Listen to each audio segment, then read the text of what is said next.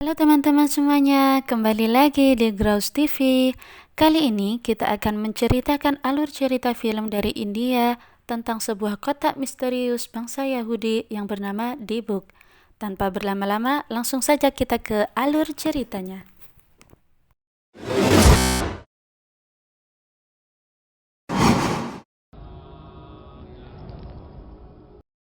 Film ini diawali dengan seorang pria yang menghadiri ritual pemakaman seorang Yahudi terakhir yang ada di Pulau Mauritius bernama Moshe bin Ezer, yang mana ia merupakan seorang sejarawan dan pewaris benda-benda antik bangsa Yahudi Mauritius. Sedangkan pria yang menghadiri ritual pemakaman tadi merupakan seorang kolektor barang antik yang sengaja menyusuri rumah Moshe bin Ezer karena mungkin saja ia bisa menemukan barang antik yang ia sukai. Dan benar saja, pria ini tertarik dengan sebuah kotak bertuliskan bahasa Ibrani yang pada akhirnya ia bawa ke toko barang antiknya. Di malam harinya, si pemilik toko berbicara kepada karyawannya bernama Mas'ud untuk jangan lupa menutup tokonya dengan benar.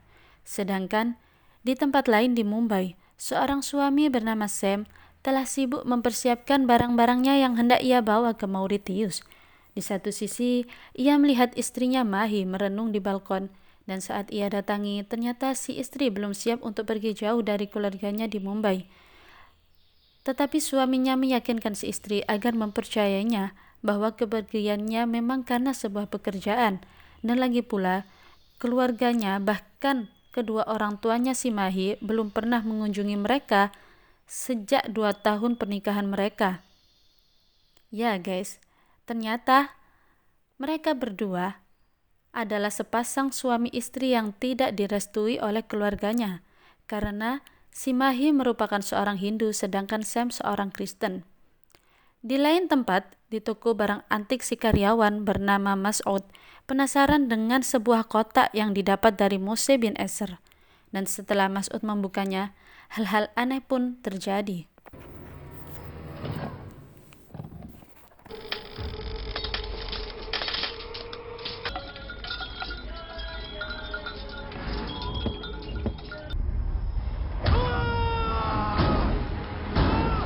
Pagi harinya, pihak kepolisian datang di toko barang antik tersebut untuk menyelidiki sebab kematian Mas'ud dengan bertanya kepada si pemilik toko bahwa menurut pengakuan si pemilik toko, Mas'ud bekerja padanya selama 7 tahun dan tidak memiliki musuh yang mungkin saja bisa membunuhnya. Kepala kepolisian yang bernama Riaz Ahmad pun melihat kondisi mayat Mas'ud yang mana kondisinya sangat tidak biasa.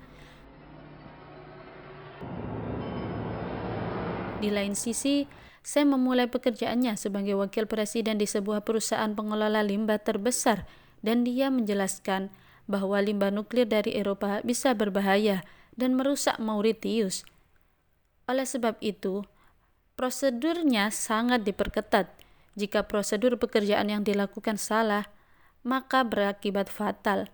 Itulah mengapa akses masuk ke dalamnya hanya bisa dilakukan oleh Sam saja untuk menjaga keamanan. So first we have an access card and a thumbprint. This opens up to our underground tunnel, which leads. Keesokan paginya, seorang pembantu datang di rumah Sam. Lalu setelah itu, Sam dan Mahi melakukan jogging pagi di sekitar rumahnya. Kemudian bertemu dengan tetangga baru mereka yang memiliki seekor anjing bernama Sar. Setelah Sam berangkat bekerja, Mahi datang ke toko antik sampai akhirnya Mahi tertarik dengan sebuah toko antik dan membelinya.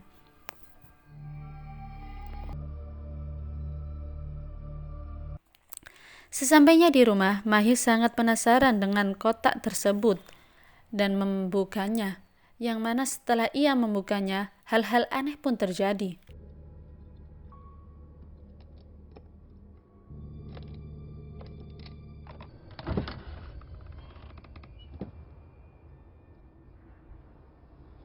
Yang mana setelah ia buka, di dalam kotak tersebut ia melihat bahwa ada botol yang berisi darah, rambut yang terbungkus kain berwarna putih, dan cermin di atasnya, yang mana ada lubang yang tertutup. Oleh Mahi pun penutup tersebut dibuka, lalu sesuatu keluar dan masuk ke dalam tubuh Mahi. Sesampainya Sam pulang ke rumah, ia menemukan rumahnya dalam keadaan gelap gulita dan melihat istrinya yang bersikap sangat aneh. Sejak saat itu, Mahie merasa ada hal-hal yang aneh yang mengganggunya. Bahkan ia melihat seorang wanita yang menyebut nama Ezra. Mahie yang merasa ketakutan pun pergi menemui Sam ke tempatnya bekerja. Dan setelah menceritakan apa yang dialaminya, Sam pun berkata bahwa Mahie hanya capek saja. Itulah sebabnya ia berhalusinasi.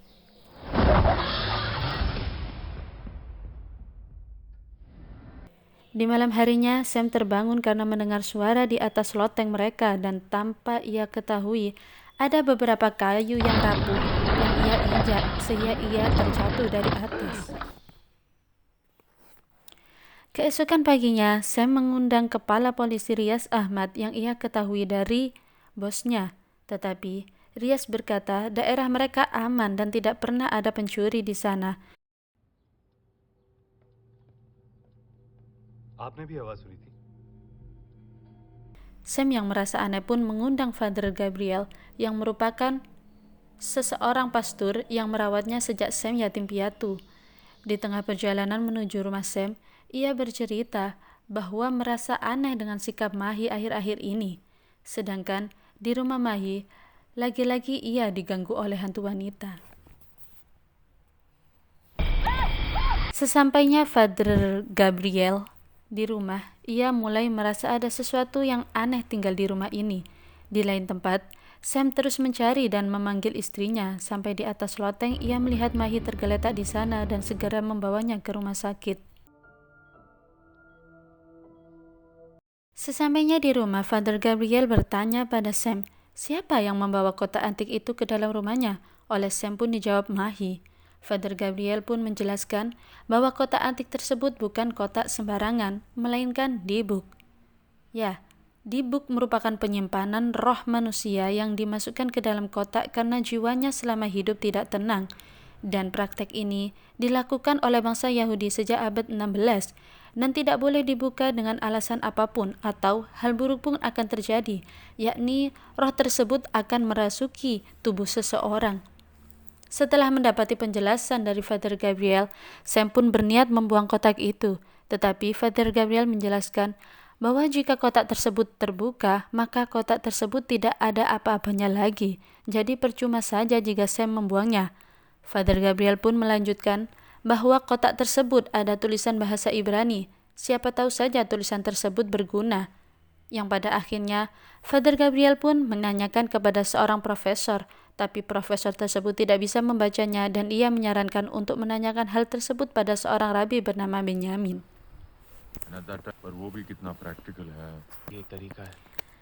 Sam pun mendatangi Rabi Benyamin, dan setelah bertemu, ia menanyakan tulisan yang ada di kotak dibuk. Maka Rabi pun berkata bahwa Sam tidak perlu khawatir, sebab dibuk hanya dapat dimiliki oleh orang-orang yang jiwanya tidak selaras dengan benar, seperti orang yang terkena gangguan mental, anak kecil baru lahir, dan lain-lain. Tidak lama kemudian, putra dari Rabi Benyamin yang bernama Rabi Markus masuk, dan setelah itu Sam mendapat telepon dari Mahie yang mengatakan bahwa dirinya hamil.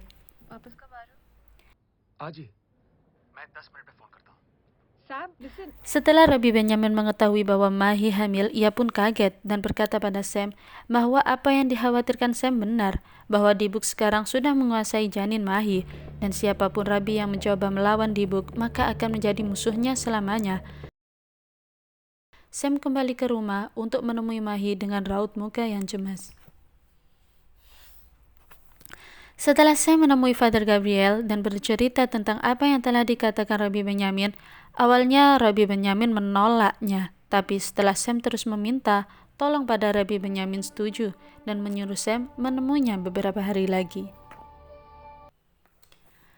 Setelah beberapa hari kemudian, Sam memutuskan untuk menemui Rabi Benyamin, tapi setibanya di sana ia melihat bahwa Rabi Benyamin telah tiada, dan akhirnya ia pun mengikuti upacara pemakamannya sampai selesai. Dan setelah itu, ia menemui Rabi Markus guna meminta tolong, tetapi Rabi Markus mengatakan bahwa mereka harus mengetahui dulu apa jenis kelamin janin tersebut, sebab roh di dibuk ingin lahir kembali ke dunia dengan janin tersebut, jadi sementara kita hanya bisa menunggu. Rabbi Markus pun berpesan agar tidak mengaborsi janin tersebut karena bisa berbahaya bagi Mahi, dan ia memberi jimat kepada Sam dan juga menyuruh Sam untuk menghancurkan semua kaca di rumahnya.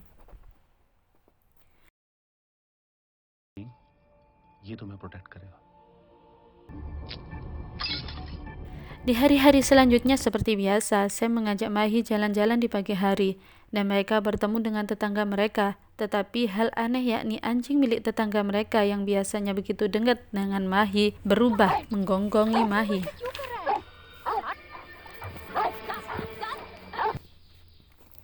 Di saat malam hari, Sam dan Mahi beristirahat seperti biasa.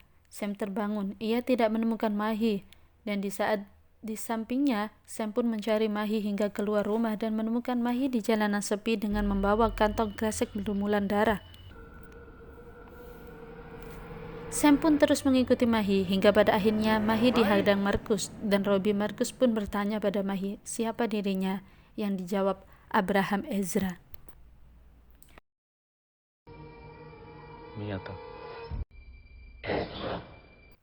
Sesampainya di rumah, Mahi diberi obat penenang oleh dokter. Sedangkan di ruangan lain, Markus terus berpikir dan memandangi kotak dibuk tersebut. Hingga Sam pun datang menghampirinya, menanyakan apa yang dipikirkan Markus dan apa rencana mereka selanjutnya. Markus pun menjawab bahwa ia ingin mencari tahu dari mana kotak dibuk itu. Sam pun menjawab bahwa Mahi mendapatkannya di toko barang antik dekat kantornya. Keesokan paginya, Markus dan Sam berangkat menuju kantor Sam. Setelah itu, Markus menuju toko barang antik di dekat kantor Sam dan menanyakan ke pemilik toko dari mana ia mendapatkan kotak dibuk tersebut. Setelah mendengarkan penjelasan dari si pemilik toko, ia pun bergegas menuju rumah Moses bin Ezer.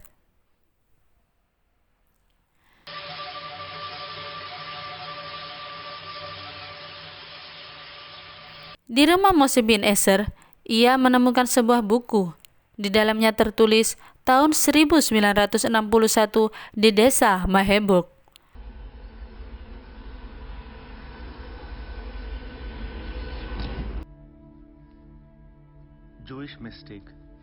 Di mana ada sepasang kekasih bernama Abraham Ezra, seorang pemuda Yahudi, dan Nora, gadis Kristen.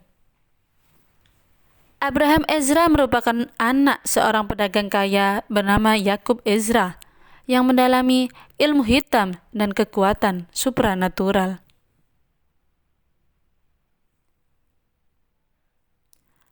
Abraham Ezra selalu mencuri-curi waktu untuk bertemu dengan kekasihnya Nora, hingga suatu hari Nora menyadari bahwa ia hamil, dan di lain tempat Abraham mengatakan pada ayahnya bahwa ia mencintai Nora, tetapi tentu saja Yakub tidak setuju.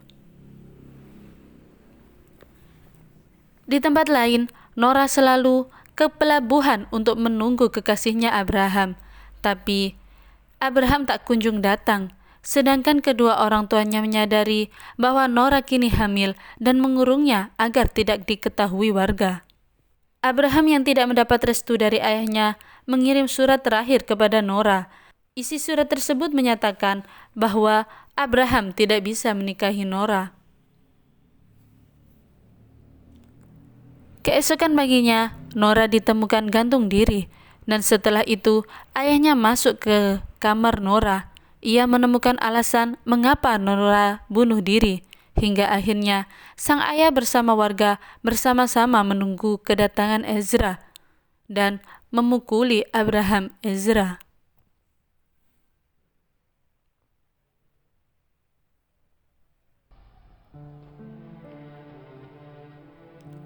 Akibat pukulan warga, Abraham pun dinyatakan dokter lumpuh permanen, sedangkan Yakub tidak terima akan hal itu.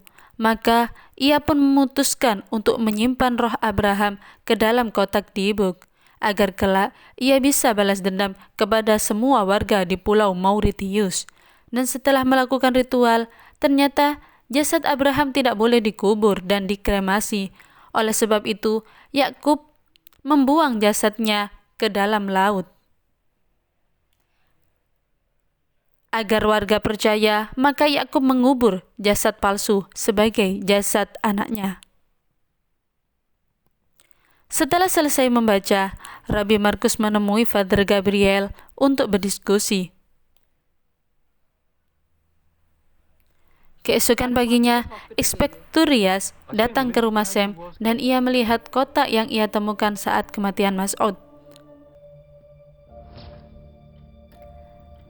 Inspektur menunggu Sam di atas hingga saat inspektur ingin menanyakan perihal kotak tersebut, Father Gabriel datang dan mengatakan Mahi butuh Sam.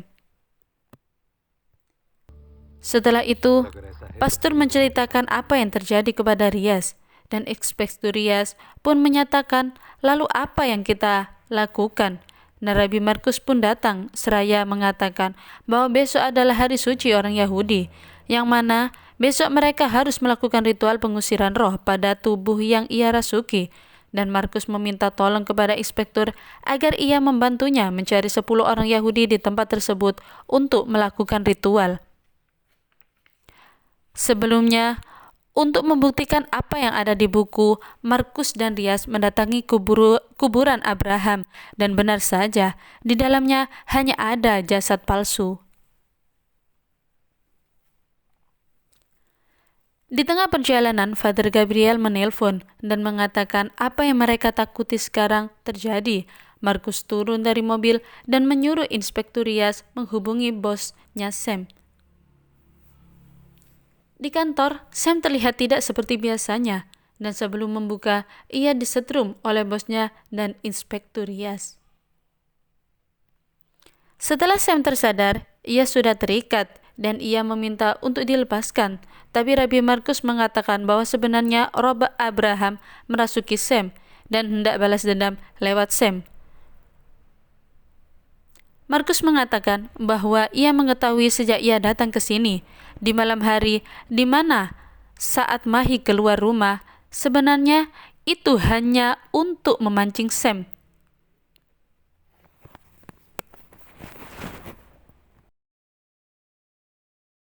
Sebenarnya Sam adalah target Abraham Ezra, karena Abraham Ezra tahu bahwa Sam bekerja di perusahaan pengendalian nuklir. Dengan begitu, Abraham dengan mudah bisa membalaskan dendamnya ke seluruh masyarakat Mauritius. Malam itu, saat Markus bertanya, "Siapa dirimu?" maka Sam menjawab, Ketika Markus menyadari Sam kerasukan roh Abraham, ia sempat bingung, bagaimana bisa? Tetapi setelah Father Gabriel menceritakan masa kecil Sam yang terkena gangguan mental, maka Markus pun mengerti. Setelah menjelaskan semuanya, Markus pun memulai ritual pengusiran roh Abraham untuk dipindahkan ke kota Dibu. Setelah semuanya selesai, maka kotak tersebut pun ditutup dan Inspektur Rias, begitu juga dengan Rabbi Markus, menuju ke laut tepat di mana jasad Abraham Ezra dibuang dan membuang kotak dibuk tersebut bersama dengan jasadnya.